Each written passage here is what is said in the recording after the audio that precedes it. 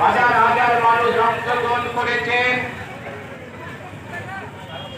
এই হাজার হাজার মানুষের পদযাত্রার মধ্যে দিয়ে সনাতন ধর্মের যে ধ্বজা উড়িয়ে আমরা এগিয়ে চলেছি। আজকের এই ঐতিহাসিক শোভাযাত্রায় বিভিন্ন মঠ মন্দির আশ্রমের পূজ্যপাত সন্তরা অংশগ্রহণ করেছেন। গৌরাঙ্গ মন্দিরের 100 বছর পূর্তি উপলক্ষে যে কার্যক্রম চলছিল তারই অঙ্গ হিসাবে আজকের এই ঐতিহাসিক শোভাযাত্রা। এই শোভাযাত্রায় বিভিন্ন মঠ মন্দির আশ্রমের পূজ্যপাত সন্তরা অংশগ্রহণ করেছেন।